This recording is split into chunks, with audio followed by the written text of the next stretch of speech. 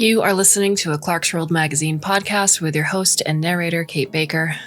Greetings, Clarkesworld citizens. I hope this podcast finds you extraordinarily well. This is our fourth story for the month of May, issue 188, 2002. I hope you are doing well. I want to thank you for reaching out via Twitter, via email. You can follow Neil and I over at Twitter at Clarkesworld, and that is Clark with an E. And I am Kate_Baker. I want to thank you for your support. If you are a patreon.com/Clarkesworld supporter, each and every dollar counts, helps us bring you these stories each and every month. So thank you from the bottom of my heart. If you bought a Clarkesworld subscription, if you've told a friend about the magazine, thank you so much. Our fourth story is titled Kora Is Life and is by David D. Levine. David D. Levine, who can be found at the website daviddlevine.com, is the author of the Andre Norton Award-winning novel Arabella of Mars, sequels Arabella and the Battle of Venus and Arabella, the Traitor of Mars, and over 50 science fiction and fantasy stories. His story, Tick, Tick, Tick, won the Hugo, and he has been shortlisted for awards including the Hugo, Nebula, Campbell, and Sturgeon. Stories have appeared in Asimov's, Analog, F&SF, Tor.com, numerous years' best anthologies, and his award-winning collection, Space Magic. And if you like what you hear, you can go back to Best Laid Plans here at Clarkesworld. So, my dear listener, I hope you can sit back, relax, and let me tell you a story.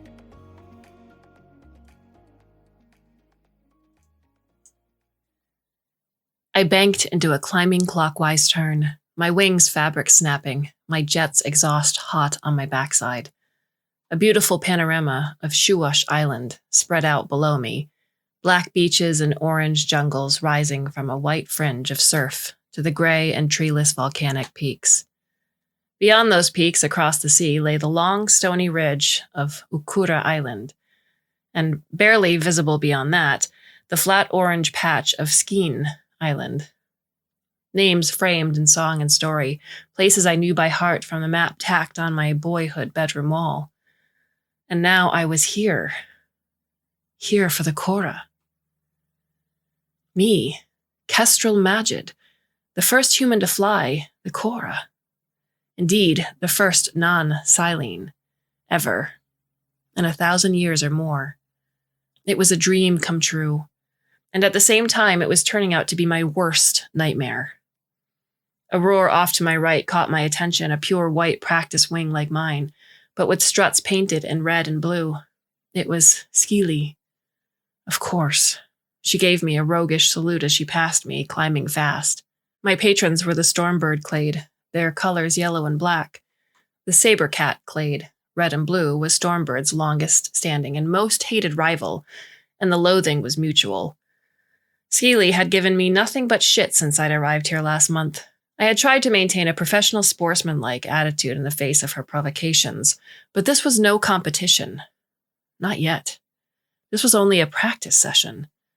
So maybe I could rag on her a little without betraying my principles. I squeezed the throttle and surged upward after her. Neither of us had a structural advantage over the other. Our wings, both the end products of 1,000 years of Silene wingmakers' craft, each had their pros and cons, but neither was superior overall. Skele was 8 centimeters taller than me, but with my earth-born bones, I was over 10 kilos heavier.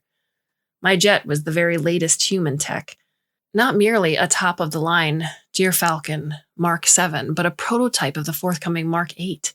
But by that same token, it was a bit temperamental, even fickle, whereas Skele was flying a sturdy, proven jet whose basic design was used by every clade and hadn't changed in a century. Its capabilities might be less than my jet's, but she had been flying jets just like it since she was a child, and she knew in her bones how to squeeze every drop of performance out of it. I pushed my jet hard, riding the ragged edge of a stutter, and tightened my turn to catch the strong rising air at the center of the updraft. This made my sail luff and took all my skill to keep from slipping into a stall, but it worked. I soon shot past her and leveled out, flying just behind and above her as we both continued circling.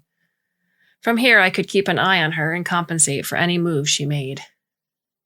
Lishkasu Neneka, she called over her shoulder to me, a rude mock compliment that I understood even before my headset translated as, nice flying, Stinky. A Neneka was a quadruped ruminant known for its slowness and foul odor, but the word was also the insulting nickname given to the clade that had gone the longest without a Kora victory. It was a status that weighed heavily on the Stormbirds, winless for the last 28 quadrennial contests, and was certainly the reason for my presence here. The Stormbird clade was so desperate for a win that they would do anything, even hire a non-Silene flyer. First one to Hokish Cliffs and back buys the drinks, I called back, letting my headset translate and amplify my reply. Shurikele, she squealed, a crude insult that my headset refused to translate, and then she swung her weight hard to the right, slipping suddenly into a tight turn that cut her directly across the updraft, which caught her and flung her swiftly upward. I cursed and goosed my jet, hoping to make up for the lost altitude with the superior jet performance. It almost worked. I was very nearly level with Skeely, orbiting on the other side of the updraft when she suddenly peeled off and dove. As her red, blue, and white wing slipped away, gaining speed as it fell, I realized that she'd timed her departure from the rising column of air perfectly, heading northward while I was on the south side of it. If I tried to follow her directly, I'd be blown higher, losing even more time. Cursing some more, I could do nothing but wait for another half-orbit before I could follow impotently in her wake. Skeely cut her engine and dove hard, pulling out with a wicked burst of speed. I followed, using my greater weight to dive even harder and longer, but though I had more speed when I pulled out, I was well below and behind her. Still, I had enough altitude for the long glide to Hokish Cliffs. We glided along together for a long time, our wings dipping and tilting to catch every vagrant breeze. She was good, very good. Of course she was. She had beaten every other Sabercat flyer to get here, but my hard dive had given me a speed advantage, and I caught up to her around the 2/3 point, though I was still flying below her. I gave her a mocking salute, and then I saw her reach below her waist. This was followed by the sound of pattering drops, the appearance of yellow splotches on the pure white silk of my wing, and a sharp, distinctive smell. Silene females are built differently from humans. You bitch! I yelled. My headset didn't translate that, and I hit the throttle hard. My jet's roar cut off her contemptuous laughter as I surged ahead and out from under her. But when I looked back over my shoulder, I saw her fastening her pants and grinning malevolently. I put 100 meters between us before I let up on the throttle. I would rather have gone farther, but I was using the small tank for this practice run, and the Mark 8 prototype was a terrible fuel hog. I entered a rising air current and began spiraling upward, with Skeely still behind me, but above my altitude, which meant that when she too entered the current, we were nearly at the same level. Your wing is wet, she shouted across the updraft. Did you meet a rain shower? In reply, I merely glared. We spiraled higher, each silently daring the other to make the first move. The first to peel out of the updraft would take the lead, but if you did it too soon, you might not have enough altitude for the home stretch. 1 orbit, 2, 3, and then I saw Skeely's hands shift on the control bar, preparatory to banking out. Before she could complete her maneuver, I beat her to it. Banking hard and diving to the right, I exited the updraft and headed south. But when I looked behind me, ready to call out a taunt, I saw the hated red and blue wing turning away, making another circuit of the updraft. Surely she couldn't have missed the turn? Then I looked ahead and realized that the error hadn't been hers but mine. I was too low. Skeely had faked me out. Oh, damn it, I shouted. But I did have the lead and maybe enough fuel to compensate for my mistake. I goosed my jet, a quick 30-second burst, angling my wing for the best altitude gain. But when I leveled out, Skeely was still above me, just exiting the updraft with a clean, smooth turn that mocked me with its perfection. I focused my attention forward, running Loch Takora's ridges, trying for maximum speed and minimum altitude loss. If I looked back, I'd just give Skeely another opportunity to mess with my head. And then I heard a roar above and behind me. Skeely had ignited her jet, driving full bore down the straightaway toward the landing zone. I checked my fuel. The amber fluid sloshing in and out of visibility at the very bottom of the glass. If I hit the throttle a little after she passed me, my jet's better thrust might let me catch up before I ran dry.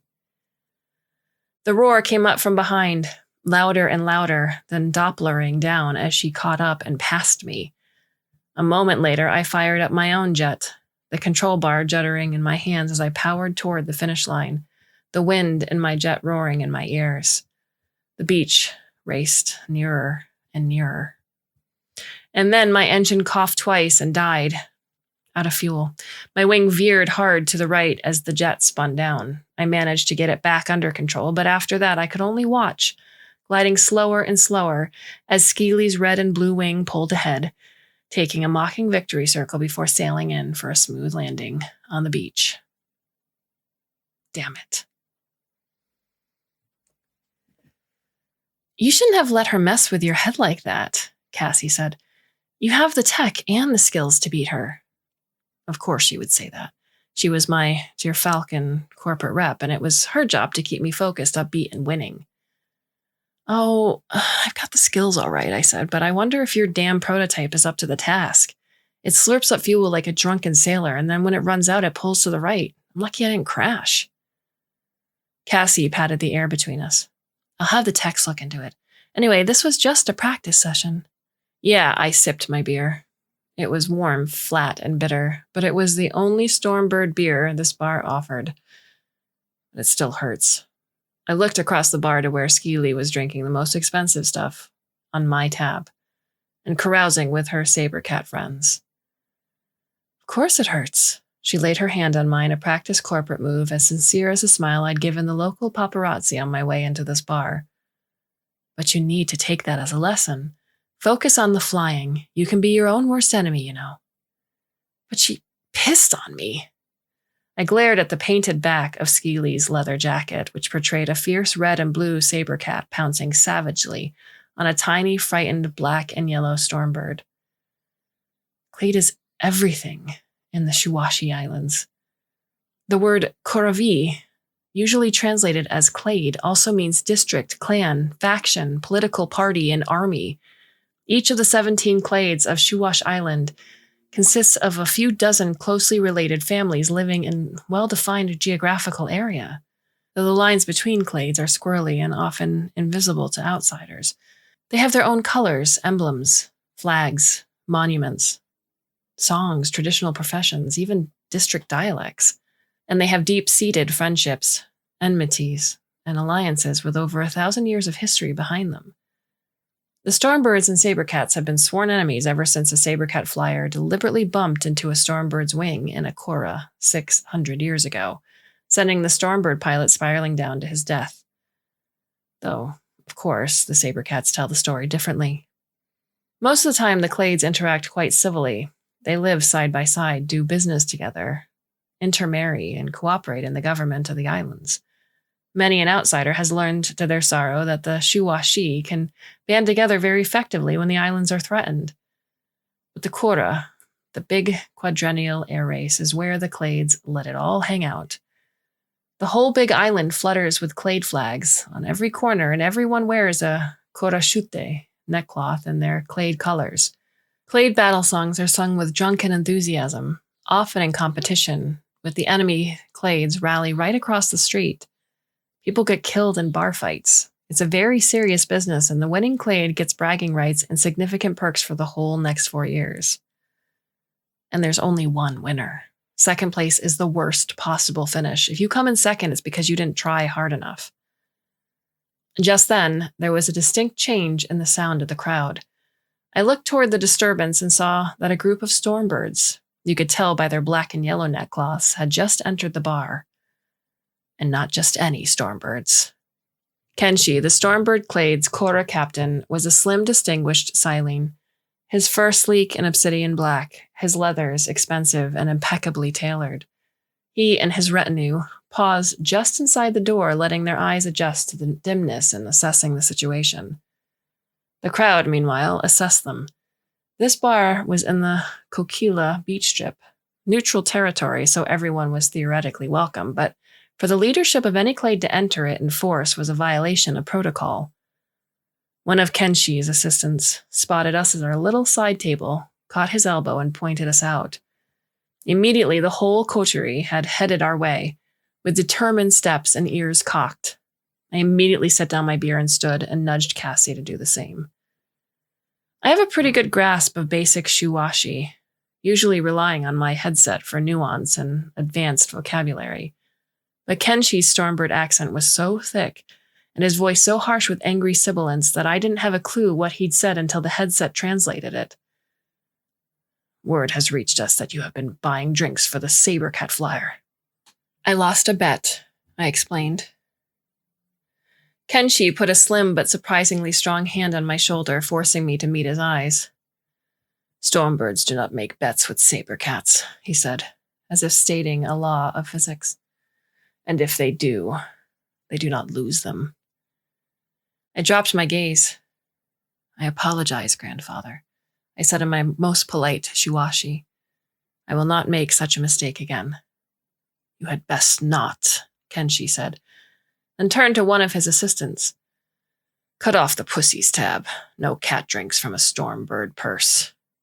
I suspected the mixed metaphor was a rude pun that had been lost in translation.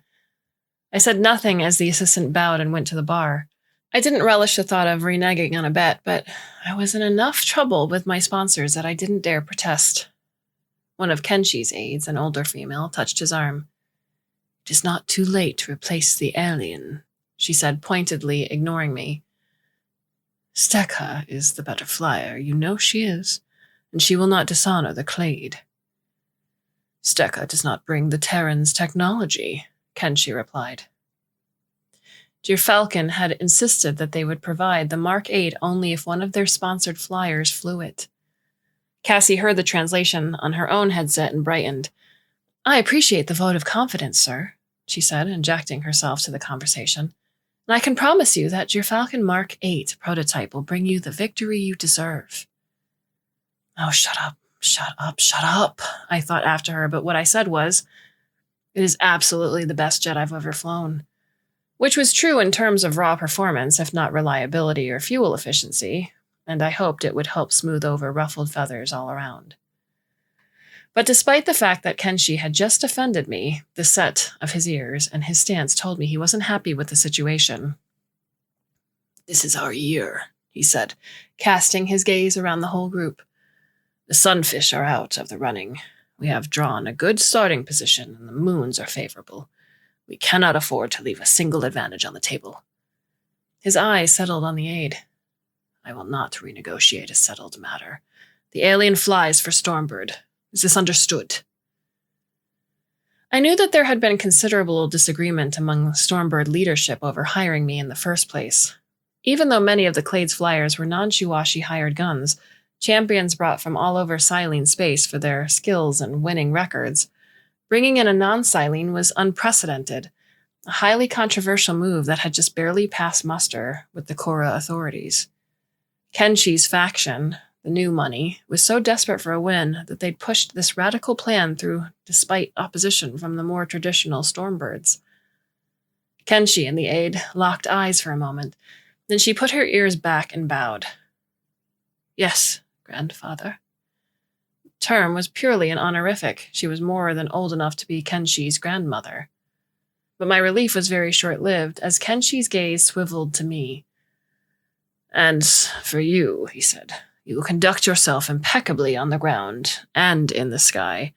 You will keep yourself and your equipment in the most pristine condition. You will obey the laws and regulations of the Kora, dictates of custom, and the instructions of your betters. And you will win. Is this understood? Yes, grandfather, I said again and lowered my head. Kenshi sniffed the air and glared pointedly at the sabercats. Something stinks in here, he said to his retinue. Let's go. But he held my gaze with his own for a long, silent moment before turning away. Well, Cassie said, breaking the awkward silence, that could have gone better. Before I could respond, I was interrupted by an altercation at the bar, so loud, so drunk, and so thick with dialect that my headset just gave an error tone instead of a translation. It was Skeely and her clique, arguing with the bartender, a tall and muscular, agender Silene, over the tab that Kenshi's assistant had just informed them I would not be paying. There was a lot of shouting and pointing, and many angry glares in my direction. I gave a broad, expressive shrug. Sorry, nothing I can do about it, and hoped the body language would cross the boundaries of species and culture. It didn't. Skeely started toward me with murder in her eyes, but a couple of her friends, less drunk or cooler-headed, held her back. More shouting, pointing, and shoving ensued, and the bartender came out from behind the bar, adding to the ruckus. I glanced nervously at Cassie, but there was nothing either of us could do. We were trapped in a corner booth, with the argument between us and the door. Finally, with an explosive shout of anger and disappointment, Skeely ran out into the street, with her pack following at her heels. The bartender followed as far as the door, but after shouting and waving both hands at them in an extremely rude gesture, they turned back in disgust to their station behind the bar. I'm done for the evening, I told Cassie, pushing away my 3/4 full, warm, flat, bitter beer. But as I was settling my tab, I spoke quietly to the bartender. How much did you get stiffed for? I had been waiter once, many light years from here. They glared at me. 378. Do you have to cover it by yourself? They nodded. I emptied my wallet. Here's 290. That's all I've got. But this is for you, for your trouble. I'm not allowed to pay the Sabercat's tab, understand? I understand.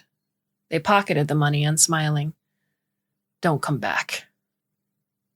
I won't. Sorry.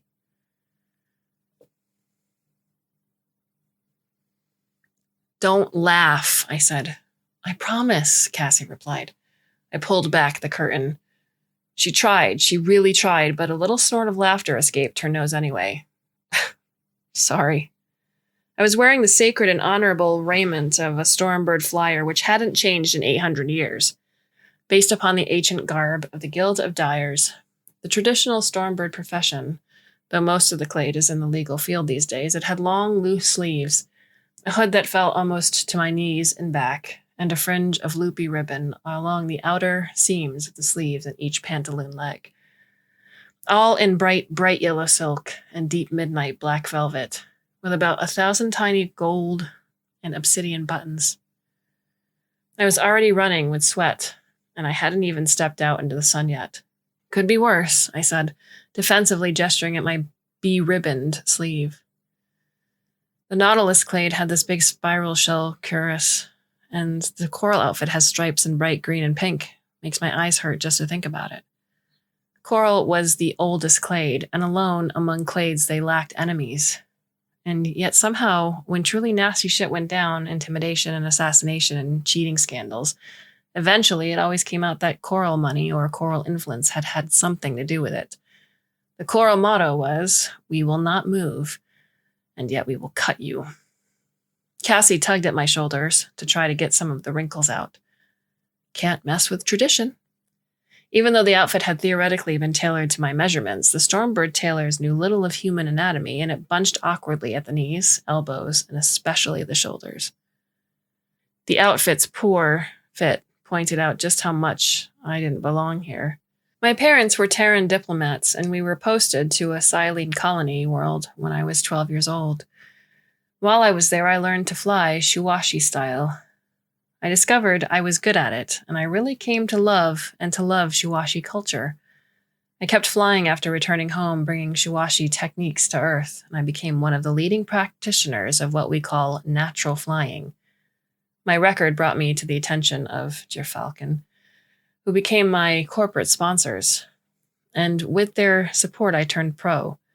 So when the word went out that Stormbird Scouts were looking for exceptional Shuwashi-style flyers from other worlds, I leaped at the opportunity. I was thrilled beyond words when out of hundreds of applicants, I was the one selected. But when I arrived, I found myself othered, treated with suspicion, disdain, hatred. Even my patrons viewed me only as a means to an end. Is it enough to love something, especially if it doesn't love you back? Cassie took a step back to inspect her work. Her face showed that she wasn't quite convinced, but she put on a smile and said, There you go. Now you look like a proper Stormbird. And after the ceremony, you'll be one. This was the investiture ceremony, in which the 17 clades officially presented their flyers to the gods for approval. All of the island's most important people would be there. And once presented to the gods, the flyers would be sealed to their clades for the duration of the Kora. From this point forward, any flyer who was unable to compete, whether by disqualification, injury, or death, could not be replaced. This was good for me because it meant that no matter how much Kenshi's enemies hated me, they couldn't kick me out. And in fact, for the good of the clade, they would be forced to defend me in any dispute. But it meant the end of any freedom and privacy. Once sealed to the clade, I would be escorted everywhere under armed guard, and even so, the risk of attack was not trifling. The last successful assassination of a flyer had only been 12 years ago, and as the first alien to qualify for the Kora, I had a huge target painted on me front and back. If I decided I wasn't up to it right now, Steka would pick up my wing without hesitation, and almost everyone would breathe a sigh of relief. But after the ceremony, there would be no turning back. There are a lot of people here, even Stormbirds, who will never accept me, I said.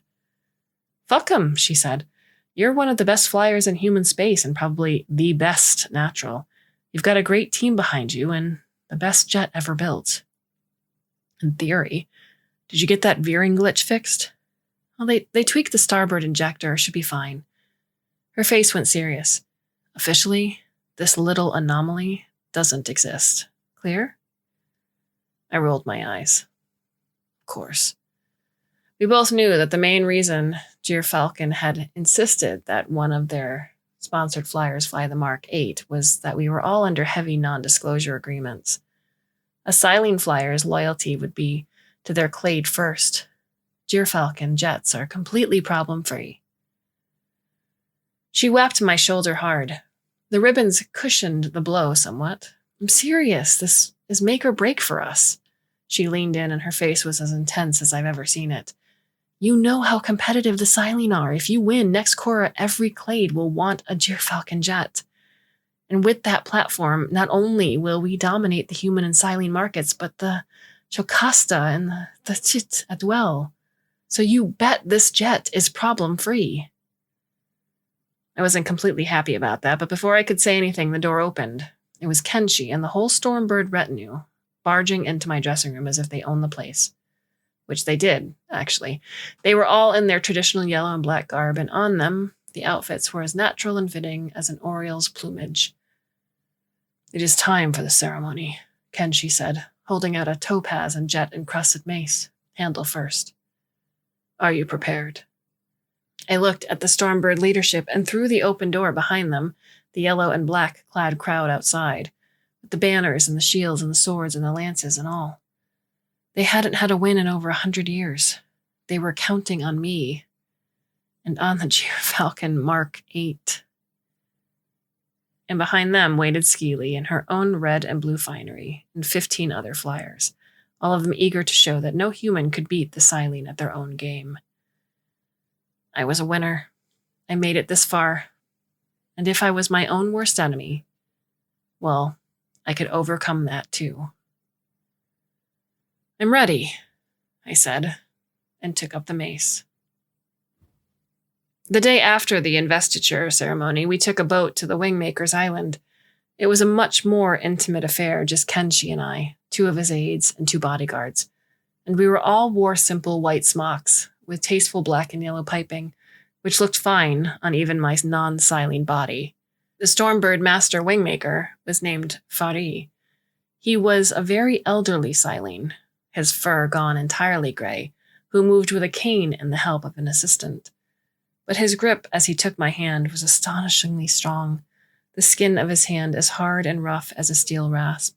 His other hand moved along my furless forearm, examining my alien muscles and tendons, and I realized he was blind. Your airframe, the master wing maker explained as we made our laborious way up from the dock to the workshop, is the very one that Korakeke flew to victory in the 317th Kora, 116 years ago. We have modified it somewhat to suit your unique requirements, and we stand ready to make further modifications after the first trials. But it is still the same wing. We reached the workshop then, and 2 wing makers drew aside the broad sliding doors to reveal. It was magnificent.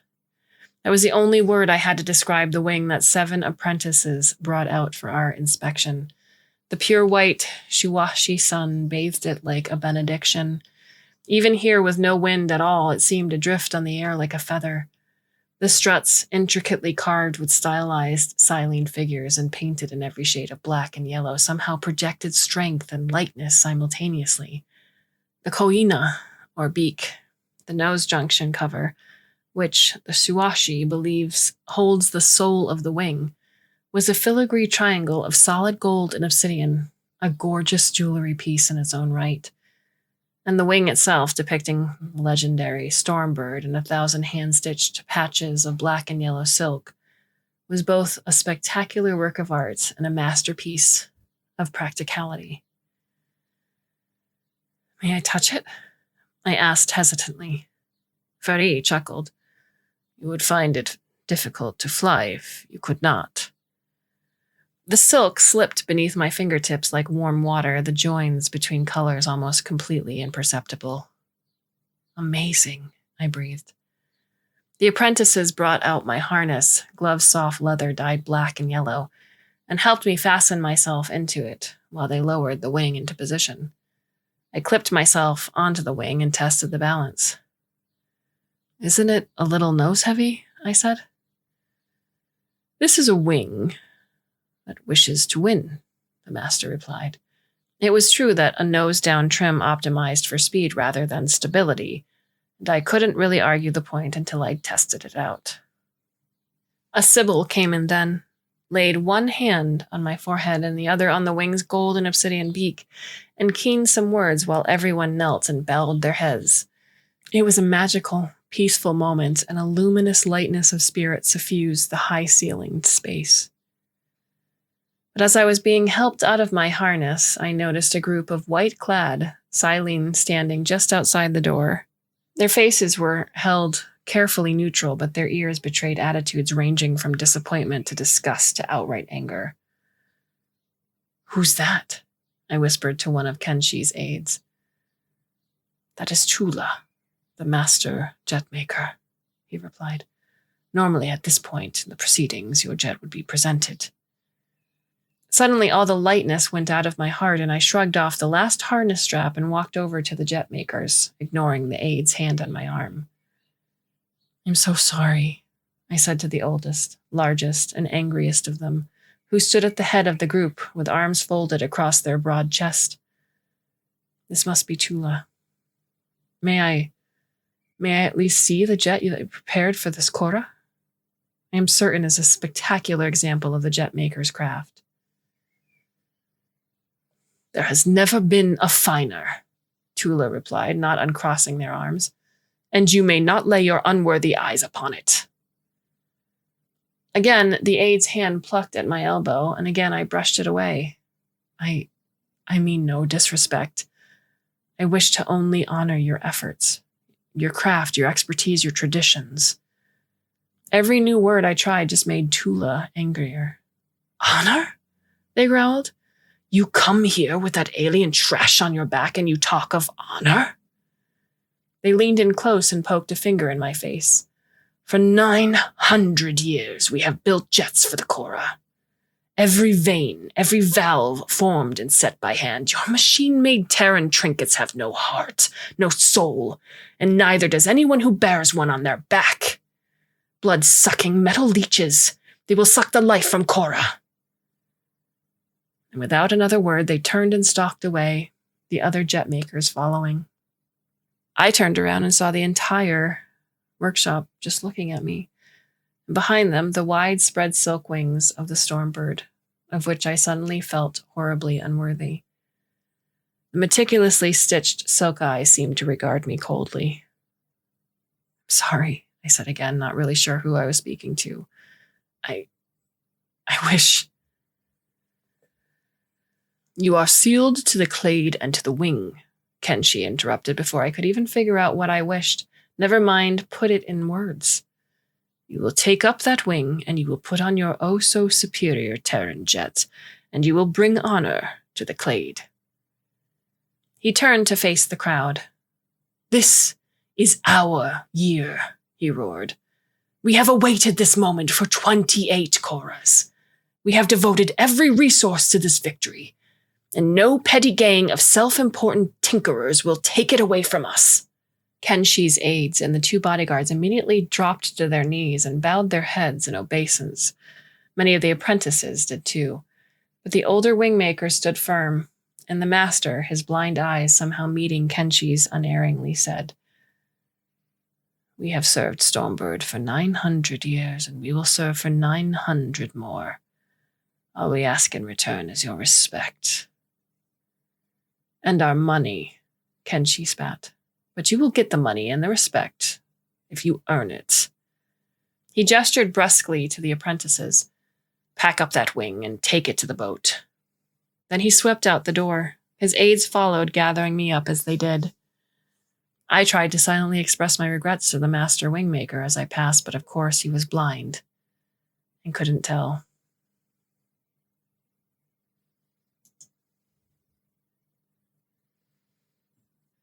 Five days later, I found myself one of a colorful bouquet of flyers circling above Kokila Bay awaiting the starting gun. This was the first of the 2 shurti, or practice races, that would be held before the Kora itself. The shurti were an opportunity for the flyers to familiarize themselves with the course, their equipment, and each other, and also to psych the other flyers out, or possibly even worse. Interference, crashes, and outright sabotage were far from unheard of. Indeed, they were practically expected. And now the flyers and wings had been sealed to the clade. Any damage to either that put them out of flying condition would knock the clade out of competition for the year. A huge crowd packed the beach and the balconies below. Hundreds of thousands more watched through the eyes of the camera drones distributed along the route. Sibyls and leading Stormbird citizens had gathered in pre-dawn ceremony to wish me luck and the blessing of the gods, and to impress upon me the weight of responsibility I bore. From there, we had walked up to the launch cliff in a dense scrum of well-wishers, hangers-on, and tourists with cameras. I was more fearful for the wing, whose silk was in constant danger from reaching hands, than I was for myself. Even though my bodyguards would scarcely be able to prevent my assassination if anyone in this tightly packed mob had a gun or even a knife. Only flyers were allowed on the cliff itself, and as we lined up to take to the air, the atmosphere was competitive but convivial. There was a certain amount of trash talk, to be sure. The Sawtooth flyer led a mocking cheer for the Naneka when I arrived.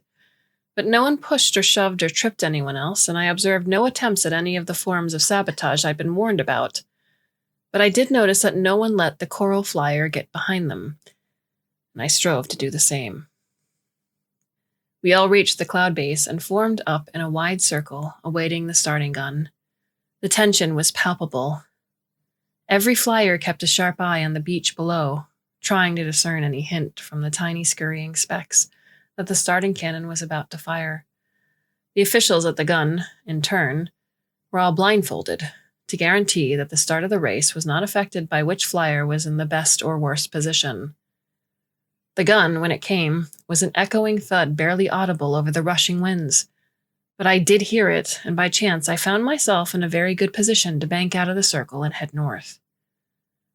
The course of the Kora supposedly commemorates the flight of Prince Likake's messenger to deliver his marriage proposal to Princess Kalishka in the legendary days of the Shuwashi monarchy. The race begins at Kokila Bay at the southern tip of Shuwash, the big island, then runs the length of Shuwash to the Hokish Cliffs, where racers ascend for the first big glide across the sea to Ukura, the second biggest island.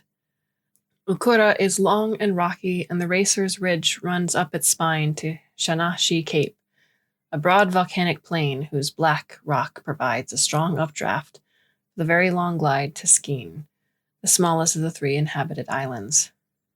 Racers traverse the length of Skene, turn around at its far northern end, and then race the length of all 3 islands back to Kokila Bay.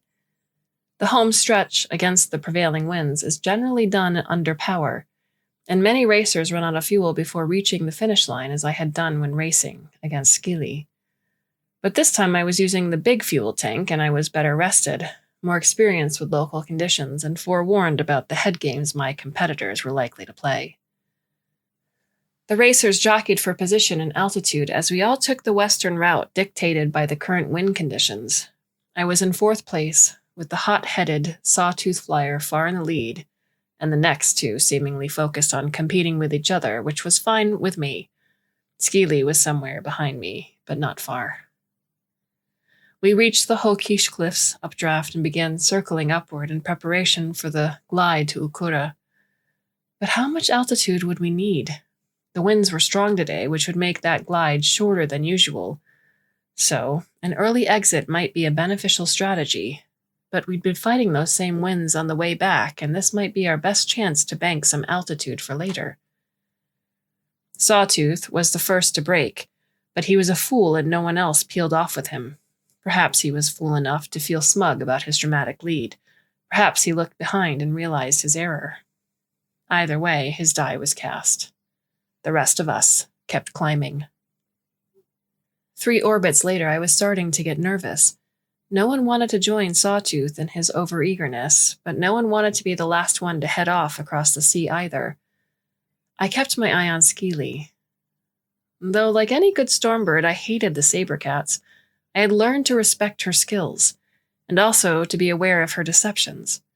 So when she made to bank out of the updraft, I waited to see if she was truly committed, and felt remarkably smug when she brought her wing back to level flight, leaving the 3 other flyers gliding away with at least 10 meters less altitude than they would have had if they ignored her.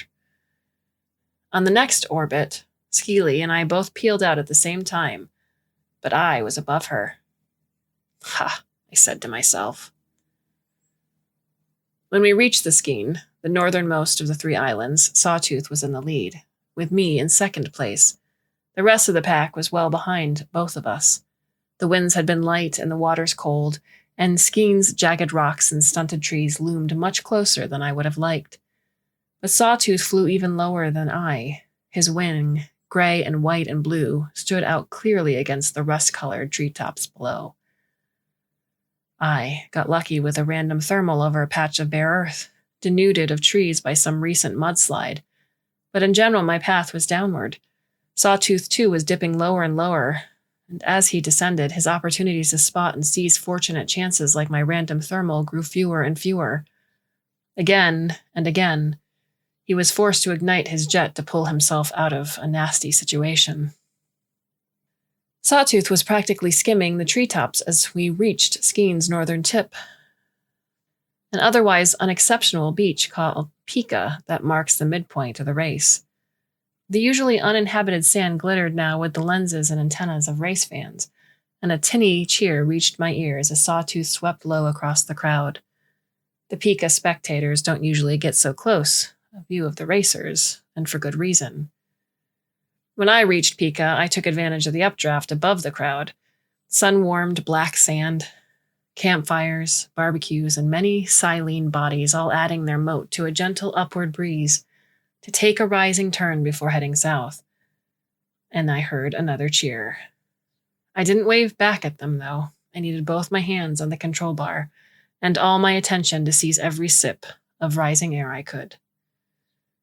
Now I was headed south and still in 2nd place, but with Sawtooth now perilously low ahead of me. With most of the other racers now visible ahead of me, they were behind me in the race, of course. I felt good about my position. I reminded myself not to fall into the trap of overconfidence.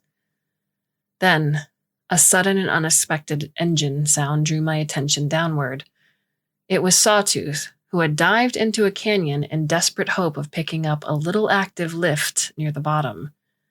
But he'd been disappointed in this and now found himself with steep canyon walls on either side and no alternative but to jet hard in an attempt to escape. He nearly made it. Just as his wing crossed the canyon's lip, I heard his jet sputter and die. Out of fuel, with nothing but rough jungle and jagged rocks ahead. He wasn't completely stupid, though. He immediately looped around to run back down the canyon toward the sea, where he'd find a relatively smooth beach to land on. He wouldn't have to wait long for a pickup. But that made me the leader now. I determined not to let the pressure shake me. I was still in the lead, barely, when I hit the updraft above Hokish Cliffs. But after I took one loop, I was joined by Skeely coming in behind and above me. The two of us orbited together, practically wingtip to wingtip, each wondering who would take the risk of peeling off first. The third-place flyer was far enough back that there was little question. One or the other of us would win this race. And then, a little gust hit me, and I peeled off without thinking. Skeely followed right behind me. As soon as I cleared the updraft, I jammed the throttle hard, my jet roaring between my shoulder blades. Skeely immediately did the same. Side by side, wingtip to wingtip, we powered through the air straight toward Kokila. The camera drones couldn't keep up with us, instead whipping past one after the other. Flying against the wind, our wings buffeted and juddered. My hands shook where they gripped the control bar, making my teeth rattle. I squeezed the throttle still harder, but the Gyrfalcon was already at maximum thrust. But the Gyrfalcon's maximum thrust was the best in the galaxy. Centimeter by centimeter, I crept ahead. I didn't spare any attention for Skeely, focusing all my efforts on holding my course. But in my peripheral vision, I could tell she was falling behind. Closer and closer came the finish line, trees and then roofs and then black sand whipping past in a blur just meters below. The landing zone lay ahead, a large flat area of beach surrounded by waving banners in every clade color, welcoming me to my well-earned victory. And then, my engine seized. A harsh squeal of metal on metal, a hard jerk to my right like a parachute opening, and then a sudden sick silence and a smell of raw kerosene. I felt myself stalling, falling, with the jet's hot dead weight suddenly pulling me down instead of pushing me forward. My heart felt like it had seized as well, but years of training kicked in and I pulled out of the stall into a safe descending glide. But even as I strove to calm myself, my hammering heart gradually slowing, Skeely roared past, not cutting her own engine until she was well down the landing zone. She slipped her feet out of the straps and began a running motion even as her wings slowed and settled to the sand, landing in a near textbook touchdown gentle as a butterfly's kiss. The winner. I seethed with rage, even as I guided myself into my own safe landing on the beach, watching the other racers sail home overhead. It's only a practice race, I reminded myself. But that was very cold comfort indeed. After that disaster, I didn't want to face anyone, not Kenshi, not Cassie, not even my bodyguards. I holed up in my room with a bottle of scotch and pulled the covers over my head. But eventually, the scotch ran out, and I still wasn't ready to face the Stormbirds I'd shamed, so I crept down the back stairs and went out to find a bar where nobody knew who I was. I didn't really think about the fact that I was probably the most famous human in all of Silene space. It wasn't until after I'd ordered and settled down at a dark back table that I noticed a lot of blue and red neckcloths in the crowd. A lot of blue and red neckcloths, like just about everybody at the bar. Sabercat territory was right next to the Stormbird, and the borders weren't always obvious to outsiders. I wasn't so drunk that my sense of self-preservation had completely vanished. I tucked my black and yellow neckcloth into my shirt and hunkered down behind my table. I would finish my drink and sneak out before anyone noticed I was here. But of course, I'd walked right in and ordered like I owned the place. So it was only a few minutes later that a large group of burly sabercats entered the bar and was pointed to my table, which they immediately surrounded. "What are you doing here, chicken?" said the biggest one, using what I figured was an insulting term of Stormbird. "Just having a drink," I said, which had the virtue of being true. "That is sabercat liquor," said one of the others. "Not for chickens." She picked up my drink, and looking me straight in the face, poured it in my lap. "Now, lay us an egg." I thought about trying to use humor to diffuse the situation, clucking and flapping my arms while making my way to the door, but some terrified, sober part of me realized I was in far too deep for that. I think I should just leave, I said, and tried to rise. I think not, said the biggest saber cat, pushing me back into the liquor pooled on my chair. At least I hoped it was only liquor. I was seriously terrified. Really, folks, I said, working hard to keep my voice level, I really think you should let me go. You don't want to create an interstellar incident. The biggest saber cat had not released my shoulder, and now he drew a very large knife with the other hand. This isn't interstellar at all, he said, his voice entirely too calm. This is interclade business, and for a big fat chicken to foul a saber cat bar is a very serious crime. He leaned in close, the knife tip making a very precise circle just centimeters from my navel. Now lay us an egg, or we will cut it out of you. I was just about ready to start clucking, but part of me didn't want that to be my final action in this life. Fortunately, I was spared that indignity because just then, the door slammed open and everyone's attention went to it. Saved, I thought, but then I noticed who had just entered. It was Skeely, my greatest enemy in all the world, along with a cadre of her biggest, meanest friends. Well, I thought, this is it. I'm dead. Kes! Skeely roared, and anyone who had managed to miss her entrance turned to her now. What the hell are you doing here? It was a mistake, I said. I have never meant anything I've said more deeply. I've been looking all over for you. She continued and pushed through the crowd until she could sit down next to me and put one sinewy arm around my shoulders. What? I managed, trembling. I felt like the world was shifting beneath my soggy bottom. Kes here may be a big, ugly chicken, she said to the bar at large, but he is a Kora flyer. Do you understand what that means? He is sealed to the wing as I am. That makes us like brother and sister, a bond even closer than clade. I had never heard such a thing, but at that moment I wanted desperately to believe it. The crowd, too, appeared to never have encountered this concept before, and several of them growled protests. What about Larisha back in 93? Came a voice near the bar. She was a flyer, and we cut her into 3 pieces. Kora Tivila, eh? Kora Is Life, came the transition. And life changes. Things are different now. We've never had an alien flyer before, eh? The crowd didn't seem mollified by this philosophy, and some of them surged forward. But Skeely stood up on the bench next to me, and her friends closed in around the table, blocking the surge. Listen, people. I represent you and Kora, right? I am sealed to the clade and wing and jet, and if anyone is going to pluck this ugly chicken's feathers, it will be me. Leave him to me, and I will demolish him in the way that will hurt his fat, greasy chicken clade the most. In the air. Not everyone was convinced by this argument, but some were, and Skeely and her friends took advantage of the resulting confusion to form a tight knot around me and hustle me out the door. The street outside was nearly as packed as the bar, but they pushed through that as well, rapidly conveying me 3 blocks to a corner hung with black and yellow flags. Now go home, said Skeely, shoving me hard in the direction of my room. I fell to my hands and knees on the rough cobbles. Is it true what you said about flyers being like brother and sister? I said as I picked myself up. No, I just made that up, but I meant it about you being mine to demolish, understand? I understand. Now stay out of trouble.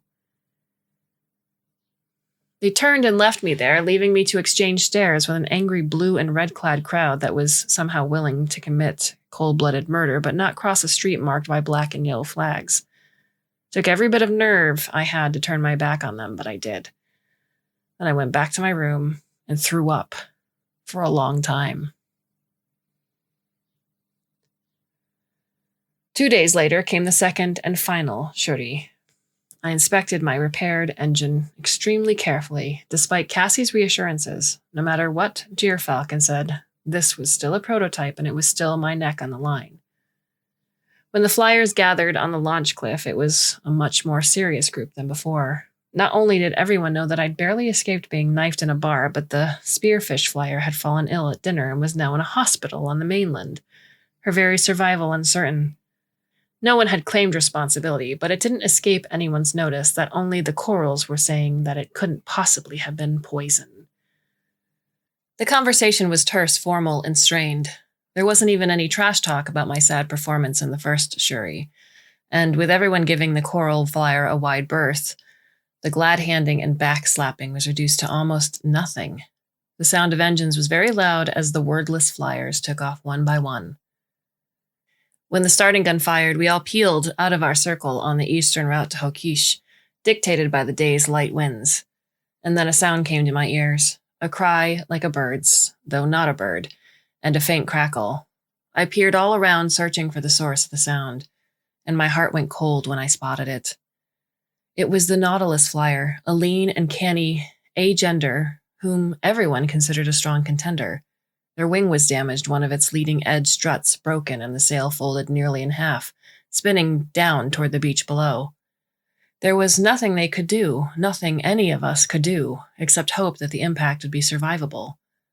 I couldn't pull my eyes from the whirling blue and green wreck as it spiraled inexorably down, vanishing into the orange trees above the cliffs.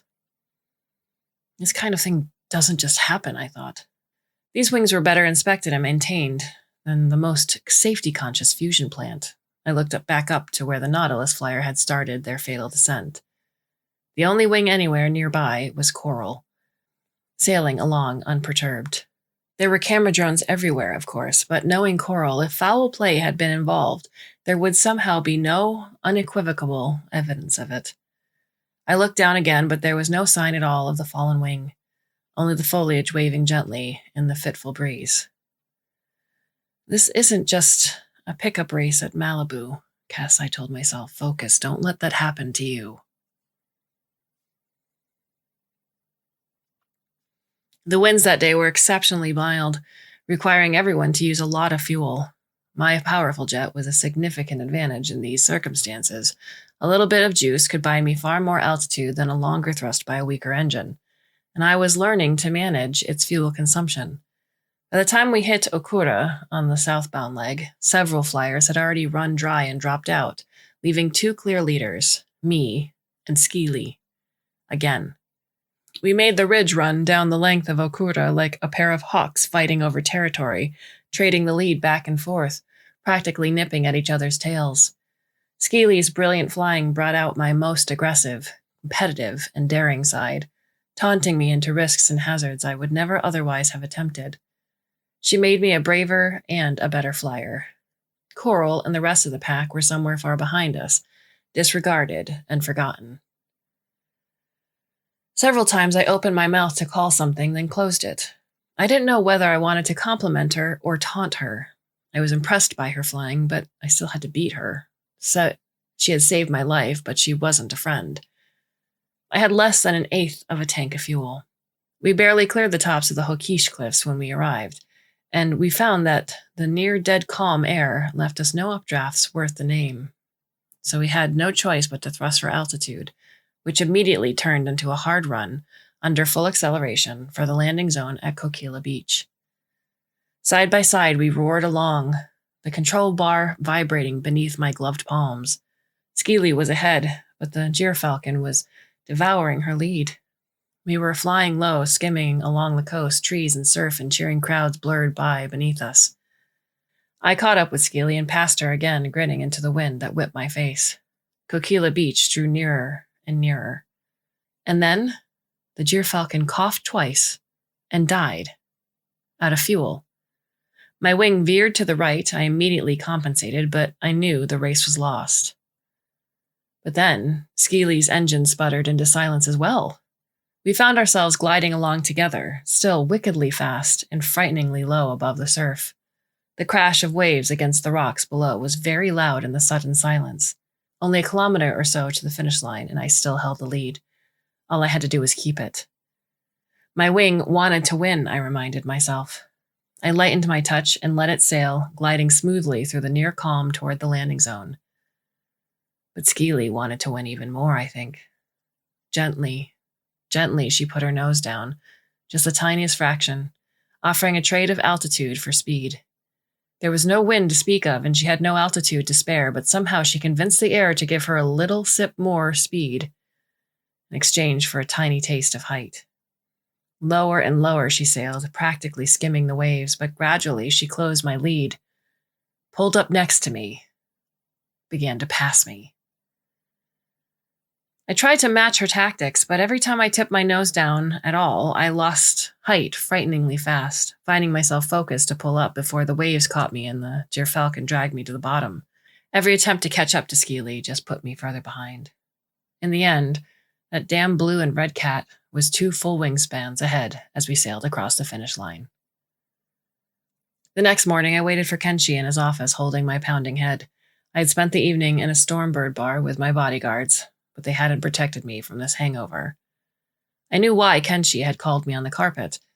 I had let the hated Sabercat beat me 3 times now, once by intimidation, once by equipment failure, and once by flat-out better flying. But the clade at the top of my throbbing skull was coral.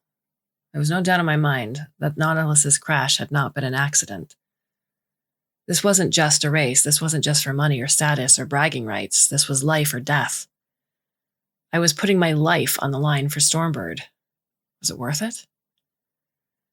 Kenshi arrived before I could come to a conclusion. Any word on the Nautilus flyer? I asked immediately, deflecting whatever he was about to say. They died during the night. My headset translated his words with a neutral tone, but his ears betrayed the fact that he considered this an unmitigated positive. The elimination of a strong competitor, not the death of a colleague. Sadness, fear, and anger burned in my breast. So what happens to Coral? Kenshi gestured dismissively. Coral denies any involvement. Of course they do, I fumed. Well, what about Nautilus? Kenshi took a breath before replying. For hundreds of years, there were no drones on this course, and whatever happened in the sky was known only to the flyers. Any accusation of foul play was an affront to the accused clade's honor. Wars were fought. Also, to admit having been defeated by a stratagem would be a confession of weakness. He looked levelly at me. Nautilus grieves their flyer's death and vows to return even stronger at the next Kora. Do you understand? I met his gaze for a long moment before replying.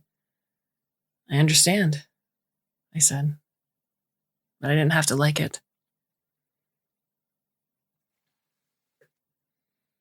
You're supposed to fly in that? Cassie said. That was my flying helmet, black leather with yellow trim topped by an enormous plume of black and yellow feathers. It stood on a little pillar at the center of the head table for tonight's pre-Kora dinner. The table, in turn, stood on a dais in the middle of the main street of Stormbird territory, which had been blocked off and filled with long tables and hundreds of chairs.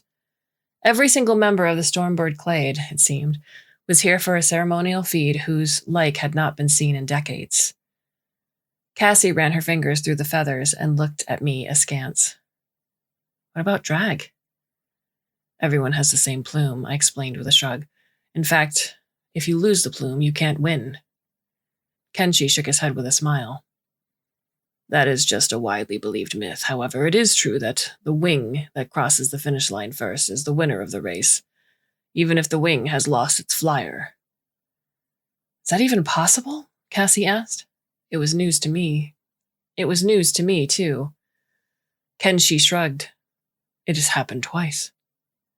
Although I wondered what had happened to the flyers in those 2 cases, I was doomed to remain ignorant because at that moment, several of Kenshi's very dearest friends walked up. Silene of taste, bearing, and obviously considerable wealth, who simply must meet the alien flyer who was going to win the Kora for them. Their outfits combined rich black with just enough yellow to show Stormbird pride without gaudiness or ostentation. They whispered to each other behind their heads as they approached, their ears held low. Not just as though I were a performing monkey dressed up in Stormbird flying leathers. I was used to that. but as though I held some sad and terrible secret. But no one said anything out loud, and I tried to chalk the impression up to nerves. Despite their whispers, as we talked, it became more abundantly clear that they had very high expectations of me. A win was not merely hoped for, but needed. The deep hunger for victory was clear on every face. And it wasn't just Kenshi's patrons. Everyone, from the Stormbird leadership down to the servers and small children, was looking to me with the same hunger. And who can blame them? They hadn't had a win in more than a century, in a culture where winning the Kora granted status, privilege, and political power for years thereafter. They had placed an enormous level of trust in an alien. It was a huge gamble for them, and if I let them down, their next serious opportunity for a win might not come for decades. Perhaps this explained their whispers and pointing. Could I do it? Really? Was I up to it? I thought about how Skeely had outsmarted, outmaneuvered, and outflown me in so many ways on so many occasions. She had even rescued me from her own people. I knew I was a very good flyer, even by Shuwashi standards, but the last Shuri had proven beyond doubt that Skeely was better. But I had the Mark 8.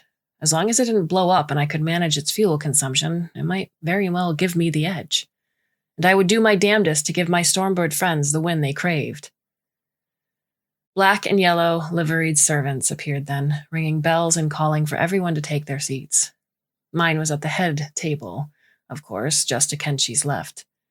I was amused that the captain's position in the center of the table hid him from much of the audience behind the helmet's gaudy plume. There were 3 chairs to his right, occupied by a Sibyl, the master wingmaker, and the head of the Dyers Guild, and 2 to his left, one for me and one for the chief notary. The setup felt strangely asymmetrical, given that everything else on the dais was neatly centered. "Why are there only 2 of us on this side of the table?" I asked the notary as he took his seat to my left. "The master jetmaker is not in attendance," he explained. "I cannot say why." I toyed with my appetizer as a series of speeches began. I could imagine why Tula had decided to forego the proceedings, though I was sorry he had done so. It wasn't my fault they'd been snubbed, well, not directly, and I wanted to express my admiration for them and their fellow craftspeople. The Mark 8 might have more power than Tula's jet, but theirs had tradition, dependability, efficiency, and what, for lack of a better term, you might call soul on its side. "It is absolutely unheard of for a non-Silene to fly Kora, you know," the notary commented between speeches. "I am extremely honored to be the first." I sipped my wine, which was excellent. I don't believe everyone here understands just how much love and respect I have for the Shuwashi people and culture. I learned to fly the Shuwashi way from Shuwashi instructors when I was young and very much alone. It helped me to define myself. I understand that some people don't like it that I'm flying in this race, but I would never, ever want to hurt the Silene or the Shuwashi people, or especially the Stormbirds. I would rather drop my jet into the sea than cause anyone here any pain. For some reason, that statement caused the notary to withdraw from the conversation. He stared into his wineglass, took a sip, then stared off, rather morosely, judging by the set of his ears across the boisterous crowd. I found this behavior curious, but felt it would be inappropriate to intrude, so I turned my attention to my plate. "I said before," the notary said after a while, leaning close and speaking low, "that I could not say why the master jetmaker was not in attendance. I am very sorry to say that it was not because I did not know, but that I was asked not to tell you." My heart suddenly seemed to beat differently, not faster or harder, but more deeply. "Oh?" "It was felt that you might not take the news well, that it might affect your performance in the Kora."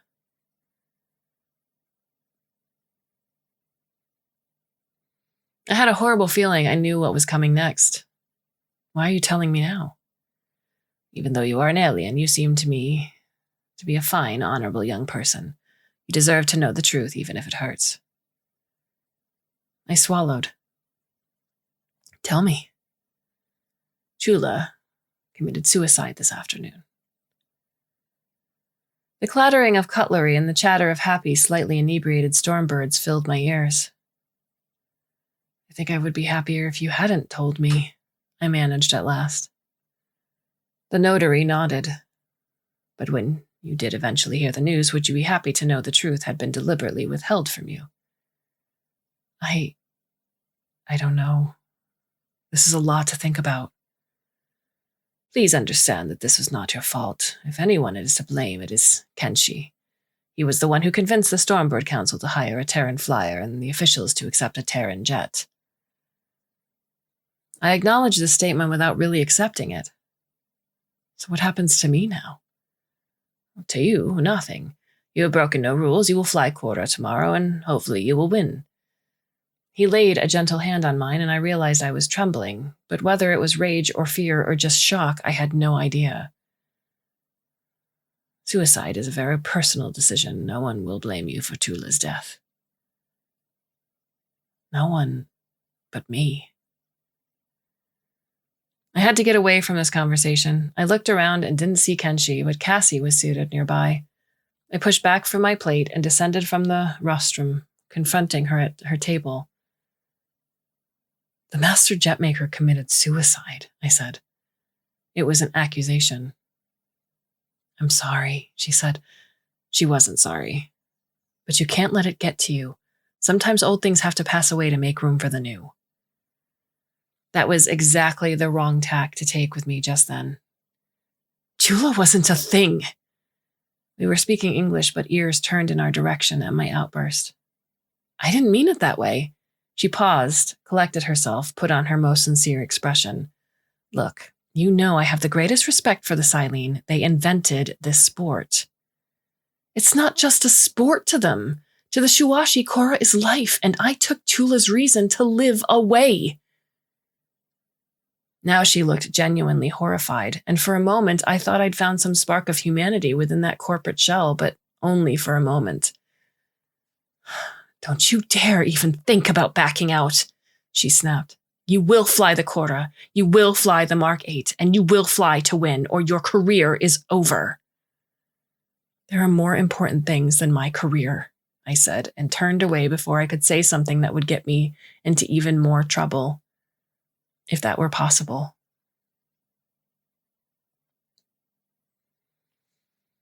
I didn't return to my seat. I left the dinner completely and went walking through the ancient streets, hung with colorful banners and illuminated by torches for the night before Kora. It might have been 1,000 years ago, except for the chattering tourists. I kept an eye on the flags this time, careful not to wander into enemy territory. My bodyguards would have stopped me if I did, I'm sure, but as long as I didn't do anything truly stupid, they were content to just follow me. I walked down to the square where workers were hammering together the spectators' bleachers for tomorrow's race, and through it, and down to the beach. Neutral territory. I walked in the surf for a long time, head down, listening to the endless breathing rhythm of the waves. They'd been crashing on the shore, driven by the same winds that lifted my wing and every other, since long before Silene or humans had existed, and would keep doing so until the islands were worn completely away. Old things pass away. New things come along. If I were just part of that process, was that so terrible? I would make so many people happy, people for whom I had come to care deeply, if I won. Yes, the Jetmakers might not like it, but 16 of the 17 Clades were sad at the end of every quarter. Someone had to win, someone had to lose, and that was something I couldn't change no matter what I did. I couldn't back out. I couldn't use Tula's jet.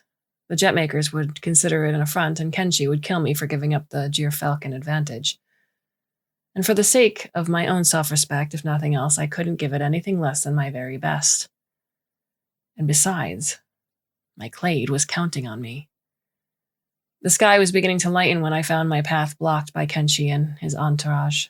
He was wearing his full military outfit with an impressively plumed helmet and large jeweled sword on his belt.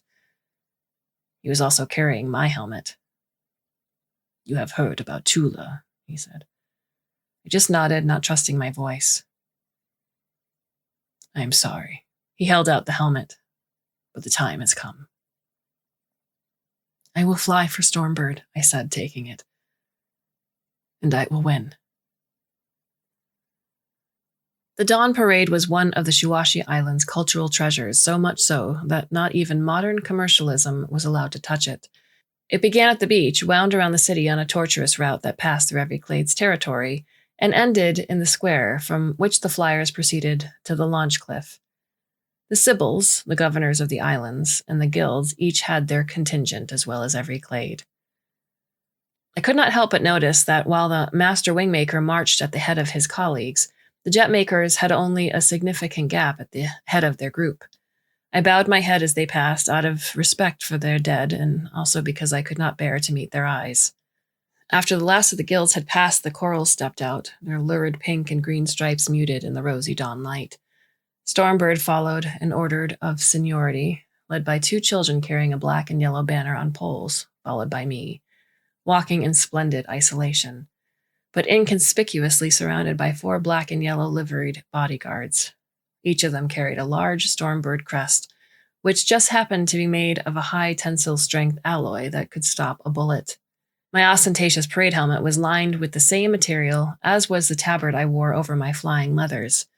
The whole thing was hot and heavy, even in the cool of the early morning, but not as hot or as heavy as the gazes of the thousands of spectators who lined the parade route, with millions more peering through the glittering lenses of aerial drones. I did my best to smile and wave. I was followed by my wing and jet, carried by stalwart young Stormbirds who had earned the honor through contests of strength and skill, though not the actual wing and jet, which awaited me and the other flyers at the launch cliff under armed guard. This substitution was an open secret, but everyone nonetheless treated the copies with reverence, the wing bearers dutifully fending off the many hands that attempted to touch the silk for luck. Kenshi followed the wing, accompanied by pages in traditional outfits carrying the clade's symbolic mace and sword on velvet cushions. Behind them came more Stormbird dignitaries, officials, and notable personages, and behind them followed a less formal but equally black and yellow clad contingent of ordinary Stormbird citizens, singing the clade's traditional battle songs with more enthusiasm than precision. The Stormbird proletariat, it had seemed to me as if we'd formed up, were even more boisterous than their peers in the other clades, waving their black and yellow flags with undimmed vigor even after standing and waiting for hours. They had hope, I realized, for the first time in 116 years, and it was because of me and the Mark 8 prototype, which was problematic in so many ways. I kept smiling and waving. The sun had risen while we Stormbirds were standing waiting to join the parade, and as we proceeded through the city, the temperature began to rise.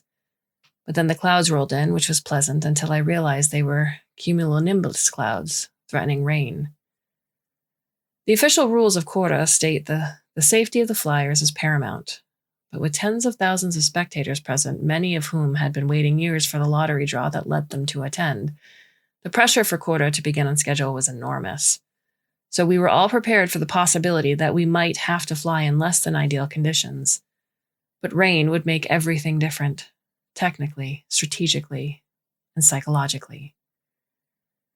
The Dawn Parade ended in Shuash Square, where most of the marchers joined their clades in the bleachers, and a few began displays of acrobatics and historical drama to occupy the crowd until the race began. The flyers, officials, and Sybils left the square and proceeded to the launch cliff. We passed through 3 security checkpoints on our way to the cliff, and as we climbed, the atmosphere changed from historical pageantry to serious business. Silene in modern uniforms with body armor and high-powered rifles patrolled each checkpoint, and no one got through unless their face was on the approved list. By the time we reached the top, the Stormbird contingent was reduced to me, Kenshi, and the Master Wingmaker.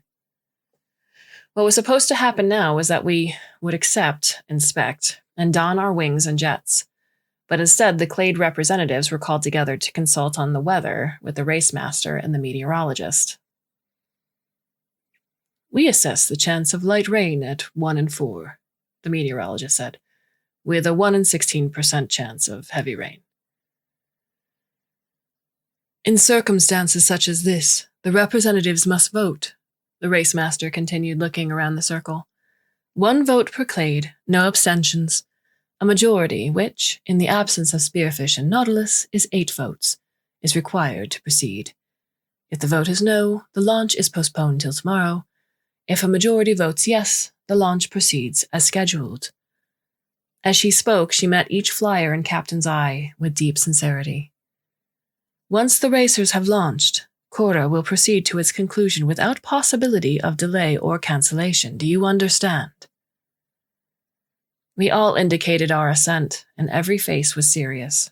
There had been a few cases in history where a storm swept in during the race.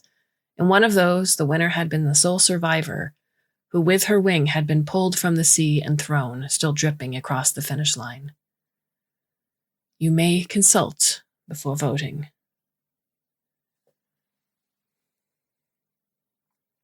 Kenshi, Fari, and I took a few steps away from the group. The wind off the bay was freshening, and surf crashed on the rocks below. How will this wing behave if it gets wet? I asked the wingmaker. All Kora wings are optimized for speed, not stability. His meaning was clear. If I were caught in the rain, I'd have to use all my skill just to remain aloft. We can treat the silk to repel water, which will improve handling in case of rain, but at some cost and speed if dry conditions continue. I considered that. How much cost? Between 1 in 64 and 1 in 128. 1 or 2%. Not too bad, but flying against Skeely, it could make the difference between victory and a worse than ignoble second-place finish. Unless it rained, in which case it might make the difference between life and death. I stared out at the lowering clouds. Skeely had been flying these skies on wings just like this one since she was little. My jet had performance to beat her, if I could just manage the fuel. But if the rain did come, fuel consumption would go way up.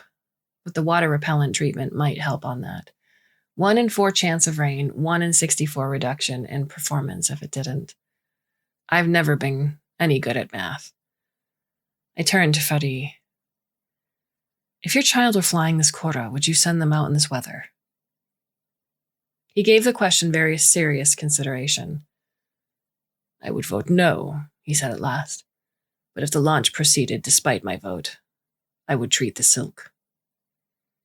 Kenshi glowered at my indecision.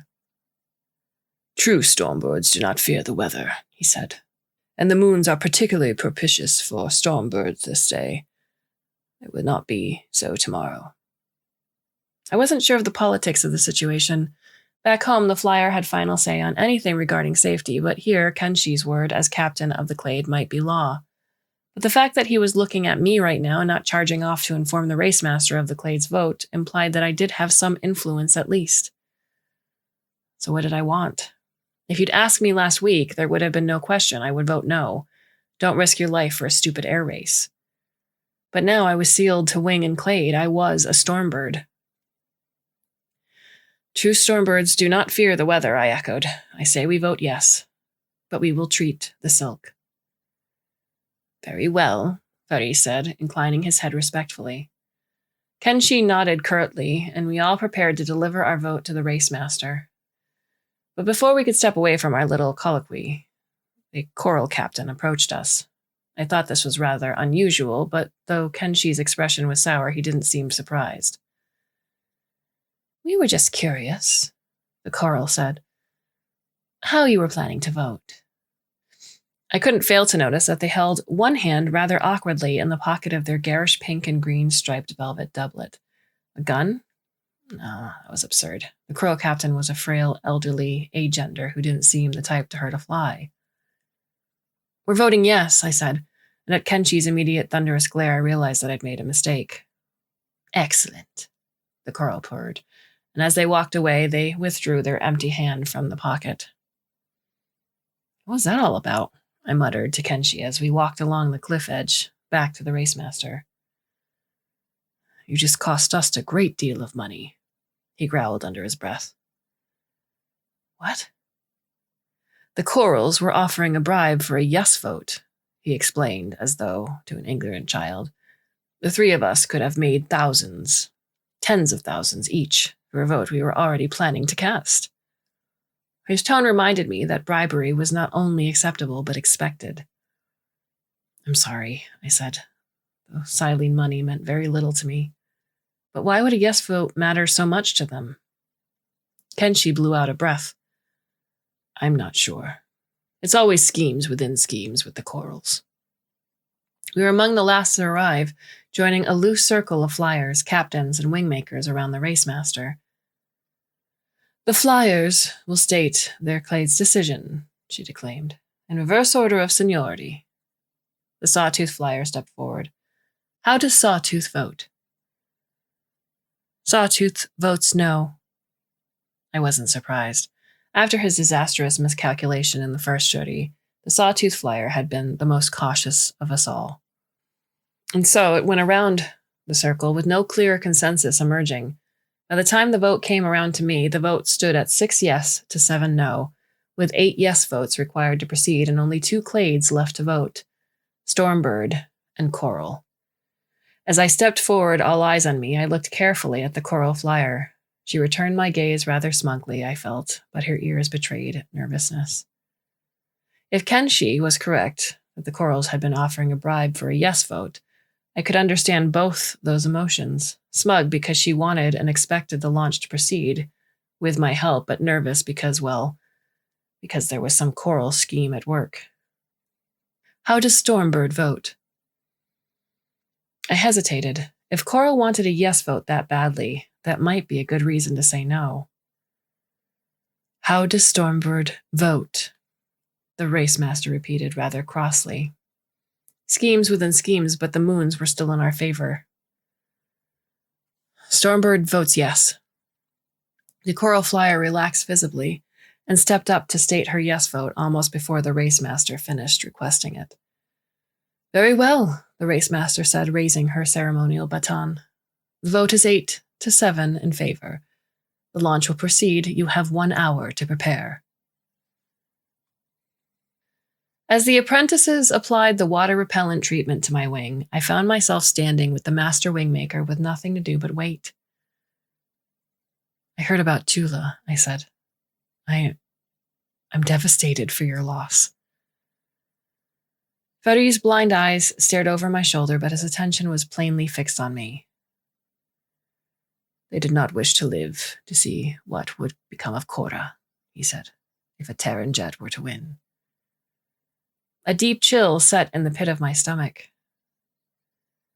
I'm sure that no matter who wins, Kora will remain Kora." Feri sighed and shook his head. "Well, it has changed so much already, just in the past 20 years. The tourists, the media, the money, the aliens." He checked himself, nodded to me a bit embarrassed. "Present company accepted. But if you win with that Terran jet on your back, the changes will only accelerate." Again, he sighed. "In another 20 years, every clade will be using the very best wings and jets that can be obtained on the interstellar market, and the traditional wingmakers will be left selling kites in Shuash Square. I am glad that I will not live long enough to see it." I really didn't know how to react to that. "And yet you have worked so very hard to help me to that win." "I have labored every day of my life to bring victory to Stormbird, and you and your jet offer the best chance we have in decades. I cannot decline that chance." The master wingmaker shrugged.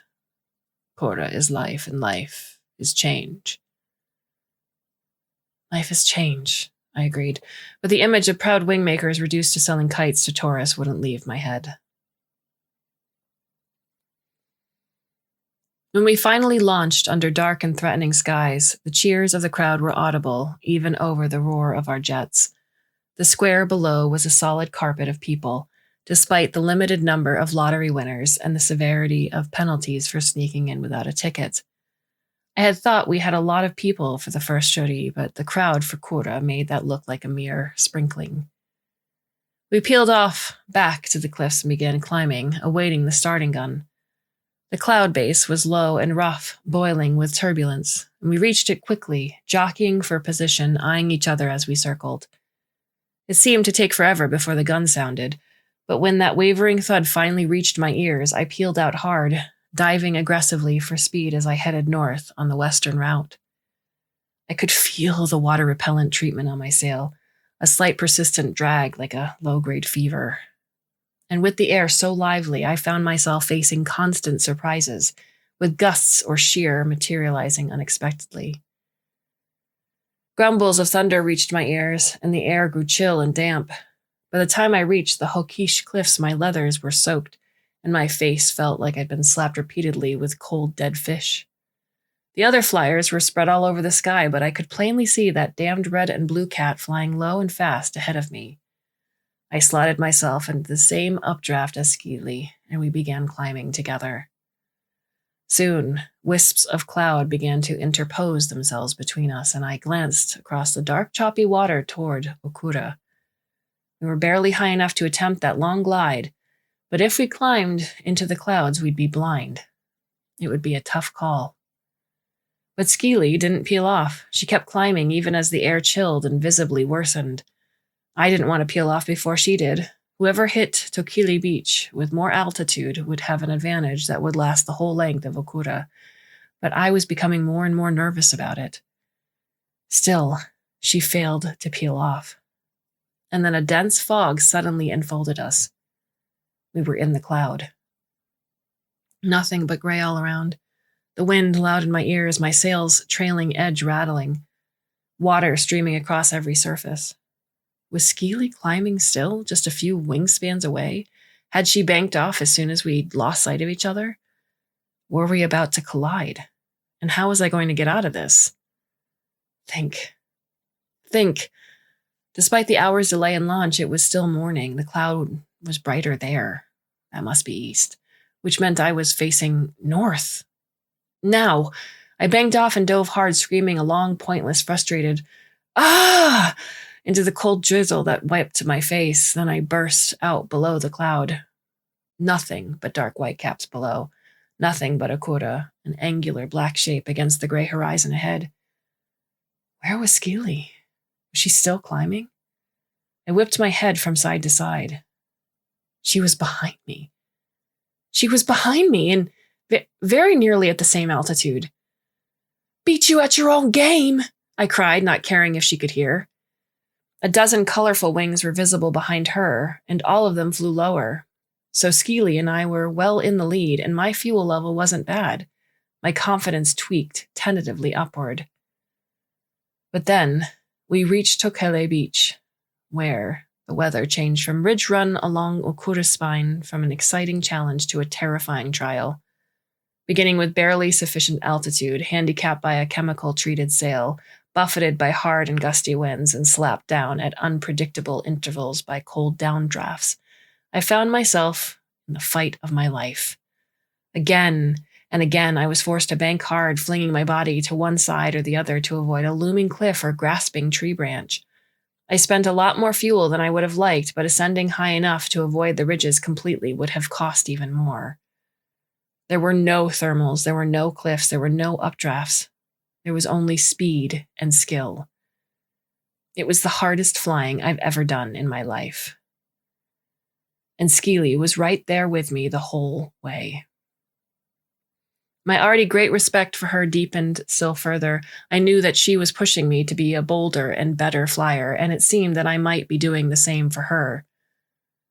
The crowd at Pika was 3 times the size it had been for either Shuri, and when I reached that beach, I felt my wings buoyed up by the massed breath, body heat, and campfires of thousands of spectators. "Thank you," I yelled at them, relieved beyond measure by what would have been, on any other day, a pathetic excuse for a thermal. 2, 3, 5, 10, 20 turns I took over that beach, collecting tiny scrapes of altitude into a nearly respectable height. The crowd cheered. Half delirious from exhaustion and stress, I yelled incoherently back. Skeely was there as well, of course. We were well matched. We would survive Kora together, or we would die together. Several other flyers joined us in that slow-rising gyre, all well below us. A few more wings were visible in a distance, still heading north, as Skeely and I approached the cloud base and, as though by mutual consent, banked out at the same time and headed south. The light was beginning to fail, even though it was still mid-afternoon. The clouds above the visible solid layer must be getting thicker and taller. That didn't bode well. Tall, thick clouds, cumulonimbus, are called thunderheads for a reason. Coral, I noted, was not among the wings I could see, which worried me. They'd offered serious money to fly in this weather. They might have something planned, but what? The thunder, which had been audible in the distance for some time, grew nearer and more frequent as we crossed Shanashi Cape and began the southbound Kora Ridge run. Suffice it to say, I survived that, though by the time I reached Chokale Beach, I felt myself little more than a machine.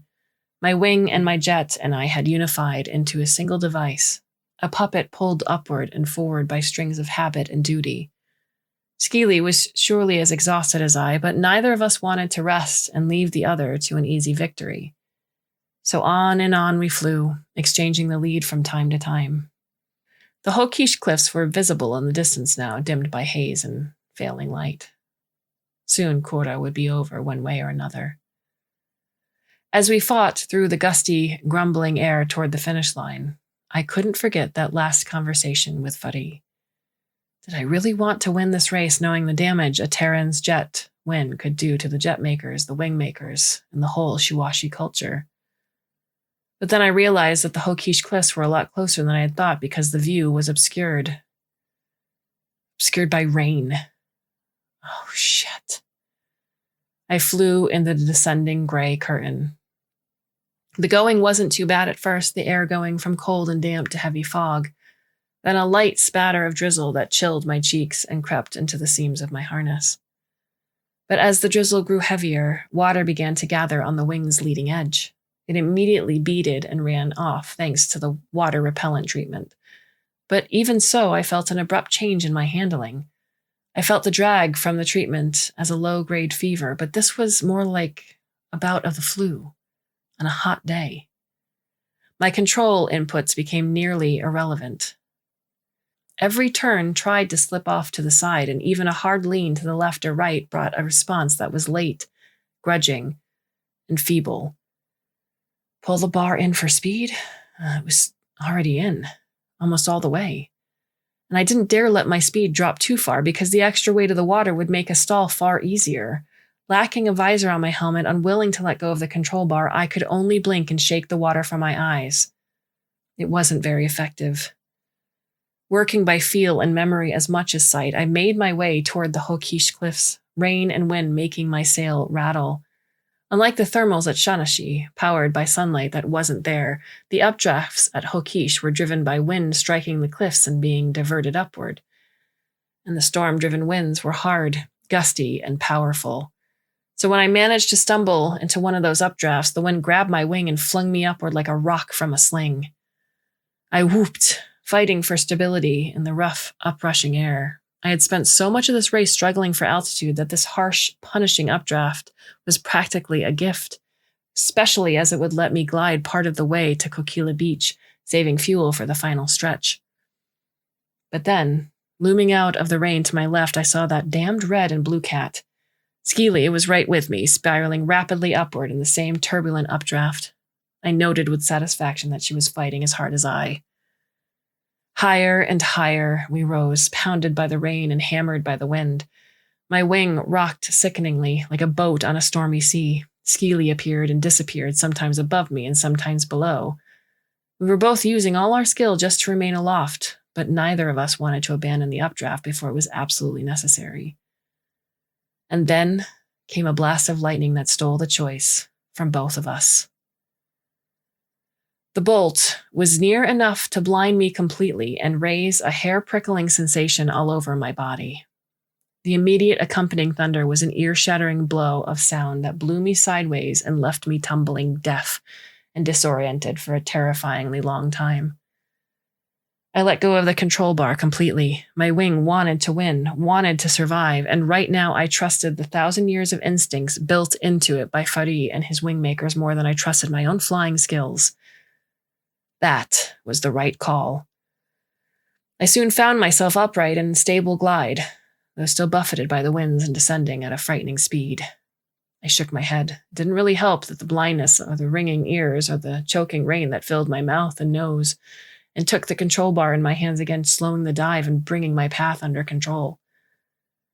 The shimmering dark patches in my eyes began to fade, and I realized I was over the ocean, but by sheerest chance heading in approximately the right direction, though far lower than I'd hoped. I shook my head again and banked into a gentle curve that would set me up for the final approach, Kokila, without side-slipping out of control. I didn't see Skeely, and at that moment didn't care about her. I was just focused on finishing. But then, as I continued to bend my course toward the landing zone, I saw the red and blue wing far off to my left, definitely much closer to the finish line. She was just gliding along, not thrusting yet. I immediately jammed the throttle, as though the receptors for red and blue in my eyes were connected directly to my thumb. My engine sputtered for a moment, spitting out the water in its throat, then shoved with thundering power between my shoulder blades. The jet's hot breath on my bottom and legs felt so good for so many reasons, but the rain in my face suddenly became a cold, hard fistful of pain that left me half blind and unable to breathe. But I could still hear, and off to my left I heard Skeely's engines fire as well. Through the storm I rocketed at the Mark 8's top speed. I was riding a whirlwind bareback. I was plummeting forward like a descending vengeful angel. I was rocked and battered and jerked from side to side like an eagle in a panther's mouth, but I hung on to the control bar, keeping my course by feel and instinct, and my thumb didn't let up on the throttle. I might miss the finish line and ram straight into the cliff above Kokila Beach, but by the gods, I would not give up. And then perhaps the gods rewarded my tenacity, but like so many of the gods' gifts, it was ambiguous, because the rain chose that moment to let up. And as my vision cleared, I saw three things that made time seem to stand still. I was headed straight for the finish line, just 100 meters away. Skeely was right beside me to my left. And a third wing, a wing brightly striped in green and pink, was stooping down from the clouds above us to my right. How the hell had Coral managed that? It didn't matter. This was obviously the endgame of Coral's scheme. The Coral Flyer was well behind both Skeely and myself, but diving fast, trading altitude for speed at a ferocious rate, even as her engine fired full throttle. In a moment, she had caught up to both of us, the three of us flying wingtip to wingtip to wingtip, with the finish line just seconds away. I was in the lead barely, with Coral to my right and Sabercat to my left. Then my jet coughed twice, out of fuel. I had a fraction of a second to make a decision. I made it. And my race ended in a tangle of struts, wires, silk, steel, and bone. I awoke in a hospital bed, which looked and smelled like any hospital anywhere, but every visible surface was adorned and festooned in yellow and black. Flowers, garlands, balloons, banners, all bearing messages in formal Shuashi script, which I couldn't read. Also, I was in pain. It was the dull, throbbing, muffled sort of pain you feel when it's being held back by drugs, but it was a definite presence, especially in my head. I shifted experimentally, feeling my limbs, and they all seemed to be attached, though my left foot was immobilized. There was a nurse present, Silene. He spoke reassuringly, but my headset was missing and my drug-addled brain couldn't process a language. I tried to shake my head, but immediately gave that up as a bad idea.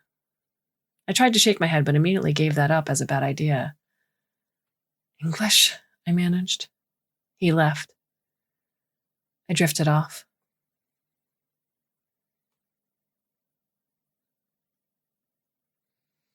When I woke up again, the room was crowded. Kenshi was there, and all of his aides, and several more Silene I recognized from the pre-Kora dinner.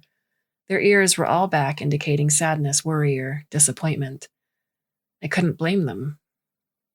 I'm sorry, I told them, and I felt tears welling in my eyes. I'm so sorry. You put your trust in me. I did the best I could, but I failed you.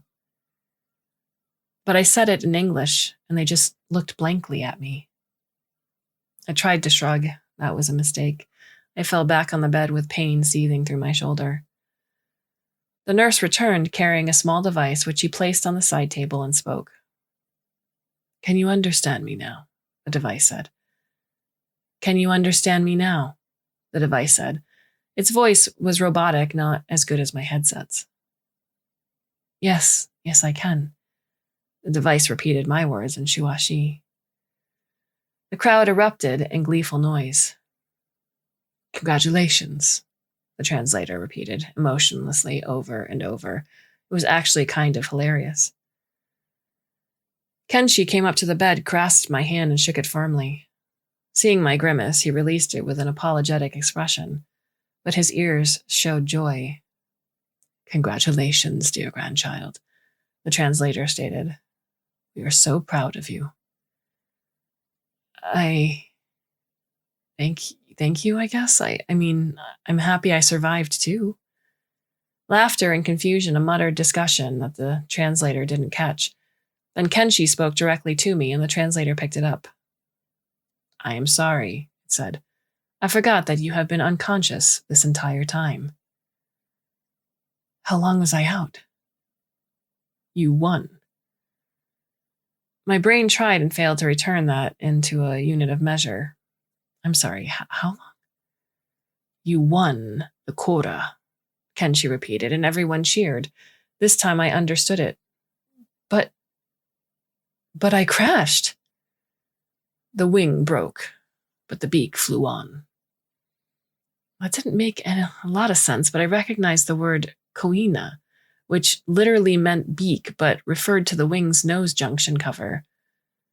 The bejeweled decorative piece that the Shuashi believes holds the soul of the wing. I gawped wordlessly for a moment. "It's not possible," I finally managed. Everyone laughed. "The saber cats said the same," Kenshi explained, "but every camera agreed your wing's beak crossed the finish line first." I fell back in my bed, blinking, trying to assimilate this information. It was the wing, not the flyer, that had to cross the finish line, and the koina was the soul of the wing. It made sense if you thought like a Shuashi. This was all a bit much to take in, and I was starting to feel exhausted. Who came in second?" I slurred. Second place was worse than last, and I hated to think I'd done that to Skeely, even inadvertently. "Coral," Kenshi replied, and there was much mocking laughter at that. "We believe they got a tow from a power craft above the clouds," he continued. "Somehow no drone saw it, but they ate the poison cake." Which I thought I recalled meant coming in second. "That's a shame," I said.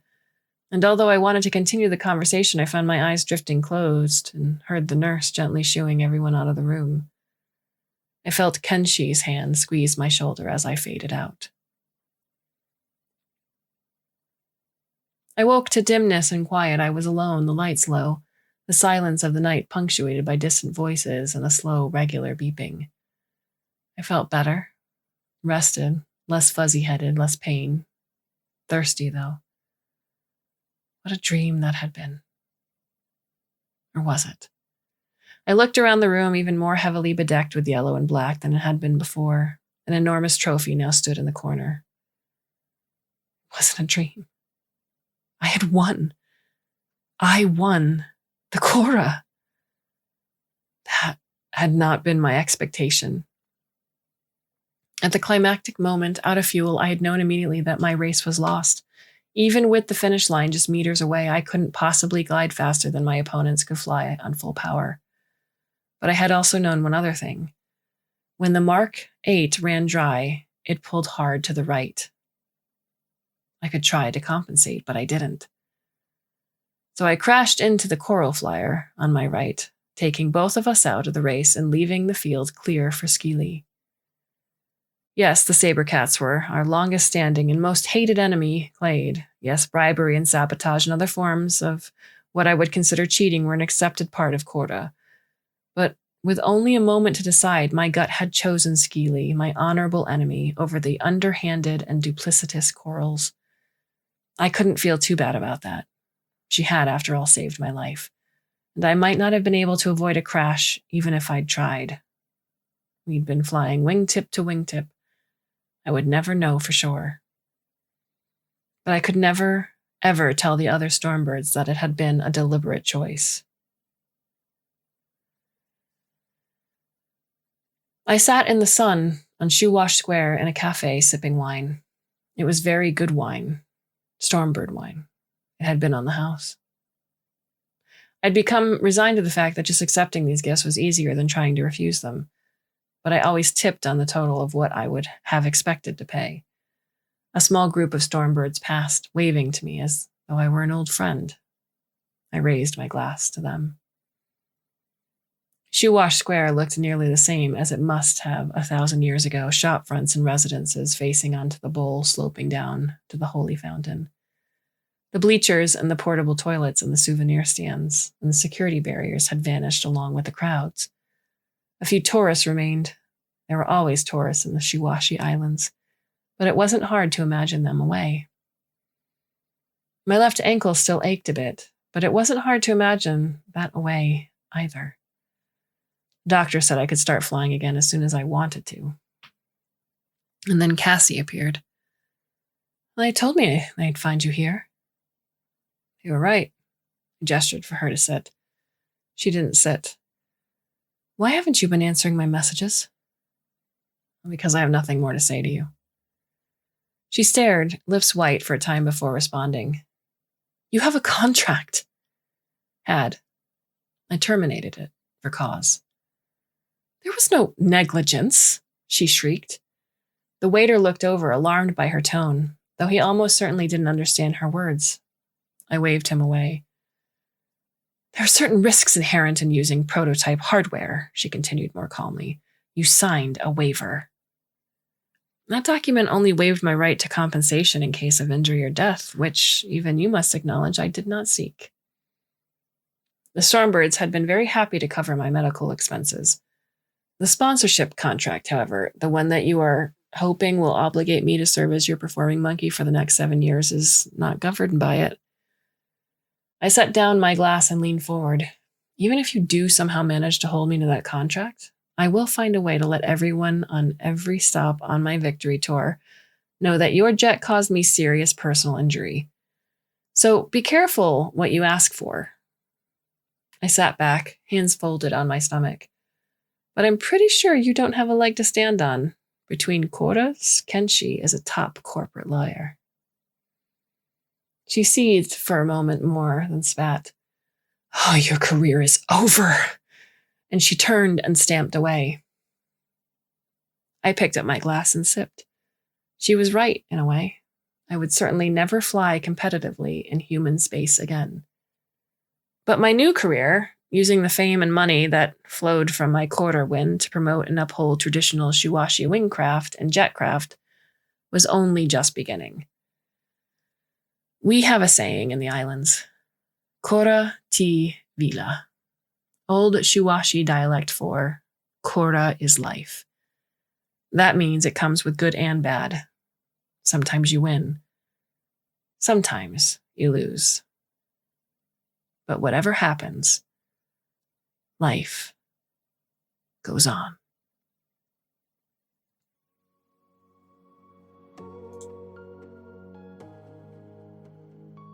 You can get in touch with us to leave us a comment if you'd like. You can do that by going to the About Us page over at Clarkesworldmagazine.com, and that is Clark with an E. Alternatively, you can visit us over on Twitter. I am Kate_Baker, and Neil is at Clarkesworld. So if you like what you hear, please let us know.